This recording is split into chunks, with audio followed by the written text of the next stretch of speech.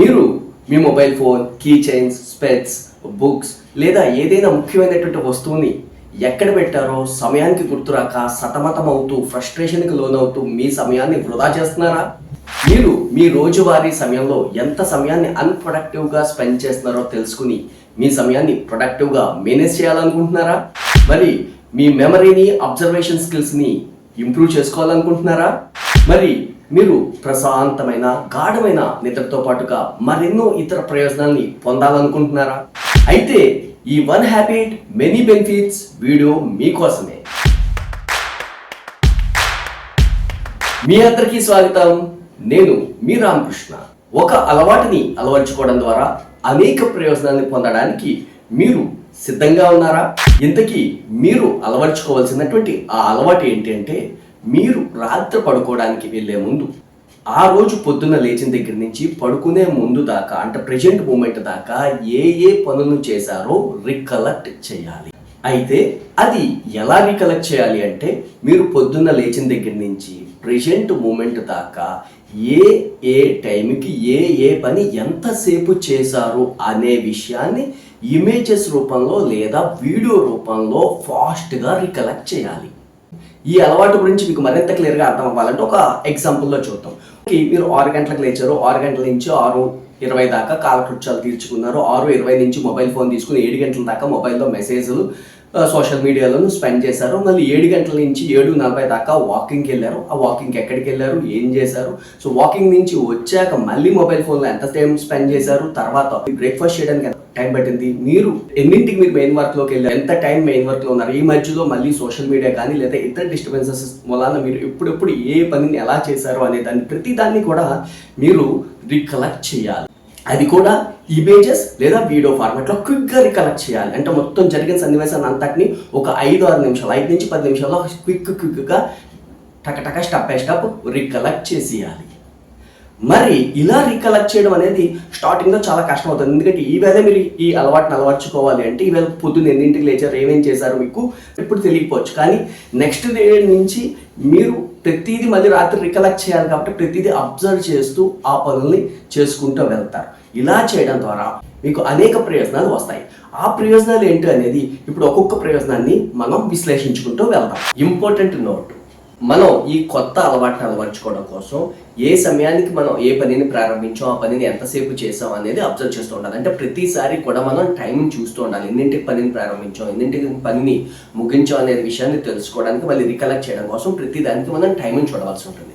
అయితే ఇక్కడ మీరు జాగ్రత్తగా గుర్తుంచుకోవాల్సిన విషయం ఏంటంటే, ఇప్పుడు కాలంలో ప్రతి ఒక్కళ్ళు కూడా టైం చూడాలి అంటే మొబైల్ ఫోన్లోనే టైంని చూస్తున్నారు. ఇలా మొబైల్ ఫోన్లోనే టైంని చూడడం ద్వారా ప్రయోజనం కన్నా మనకి అప్రయోజనం ఎక్కువగా ఉంటుంది. ఎందుకంటే మొబైల్ ఫోన్లో టైం కోసం మొబైల్ ఫోన్ ఓపెన్ చేసినప్పుడు టైంతో పాటుగా కిందనే ఉన్నటువంటి మీ సోషల్ మీడియా నోటిఫికేషన్స్, ఇతర మెసేజెస్, ఇతర యాప్స్ కూడా మీకు కనిపిస్తాయి. ఒకసారి ఆ మెసేజెస్ కోసం చెప్పేసి ఆ నోటిఫికేషన్స్ కనుక మీరు క్లిక్ చేస్తే ఇక మీ సమయం అంతా కూడా ఆ నోటిఫికేషన్స్ ఒకదాని తర్వాత ఒకటి చూసుకుంటూ అలా మీ చేతులు కదులుతూ మొత్తం మీ సమయం అంతా కూడా సోషల్ మీడియాలోనే గడిపేస్తారు.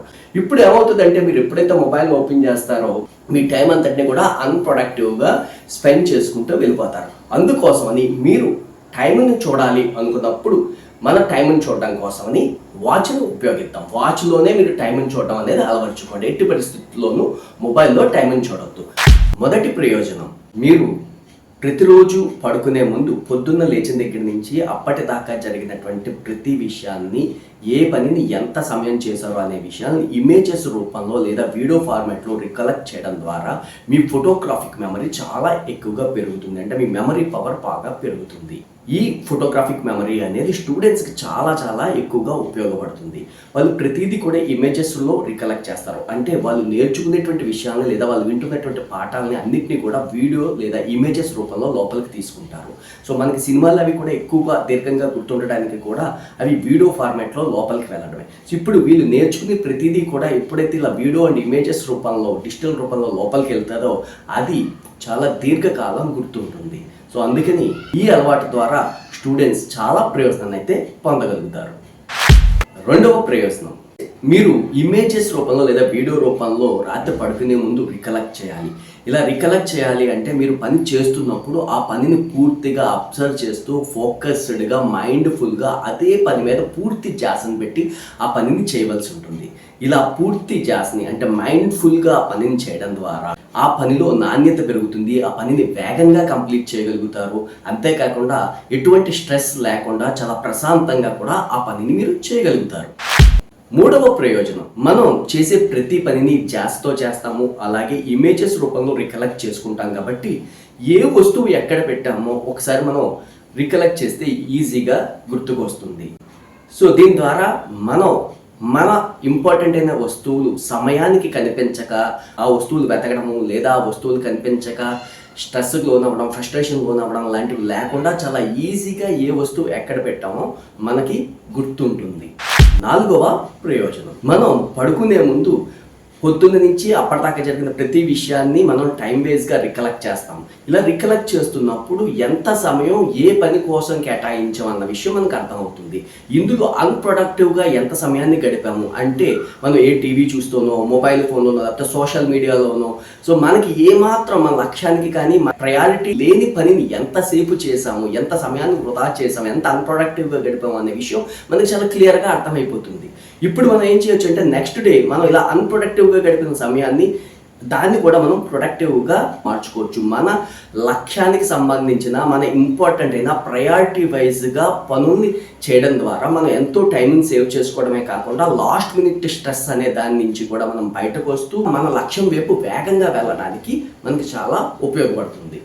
ఐదవ ప్రయోజనం, ఇలా ప్రతిరోజు కూడా మనం నిద్రపోవడానికి కొంత సమయం ముందు నుంచి కూడా మనం ఆ రోజులో మన సమయాన్ని ఎలా గడిపాము అనేది ఇమేజెస్ రూపంలో రికలెక్ట్ చేసుకుంటూ గడుపుతాం కాబట్టి అంటే మనతో మనం మన జీవితం గురించి, మన సమయం గురించి, మన భవిష్యత్తు గురించి అనే ఆలోచనలతోనే మనం ఉండడం ద్వారా ఇతర అన్నెసెసరీ ఆలోచనలకు దూరంగా ఉంటాము. అంతేకాకుండా గ్యాడ్జెట్స్కి దూరంగా ఉంటాము.